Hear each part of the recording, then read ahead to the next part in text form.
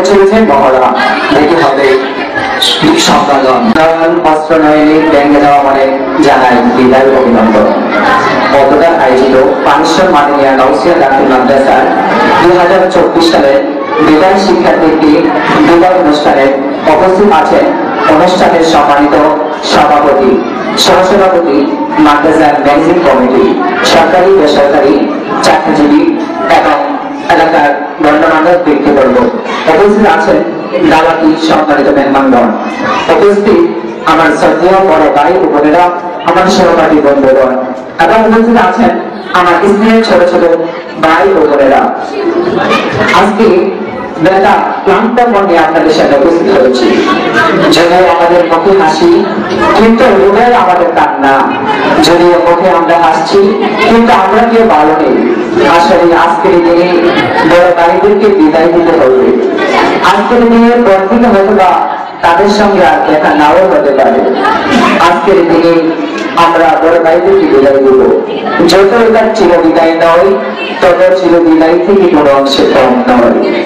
আজকে বিদায়ের পর থেকে হয়তো বা তাদের দেখবো না, তাদের স্মৃতিগুলো স্মরণ হবে, ঠিক যাবে তাদের সেই স্মৃতিগুলো টেবিলে লেখা নামগুলো। হয়তো বা তাদের দেখতে পারবো না, দেখতে পারবো তাদের টেবিলে লেখা সে নাম। আজকে দিনের পরে আমরা তাদের হারাবো। তাদের হাত ধরে বড় হয়েছি মাদ্রাসায়, তাদের হাত ধরে প্রত্যেকটা ক্লাস, প্রত্যেকটা রাস্তাঘাট চিনেছি। তাদের পিছনে পিছনে আমরাও বিদায় নিব। কেউ আজকে কেউ কালকে সবাইকে বিদায় নিতে হবে। আজকে বড় ভাইদের বিদায় দিচ্ছি, আমরাও বেশি দিন থাকবো না। তাদের পিছনে পিছনে আমাদেরকে চলে যেতে হবে। আমরা মাদ্রাসায় আসছি লেখাপড়া করার জন্য। আমরা বড় ভাইদের কাছে অনুরোধ থাকবে, আপনারা ভালো করে লেখাপড়া করে মাদ্রাসার নাম এবং খ্যাতি গোটা বাংলাদেশে ছড়িয়ে দিবেন।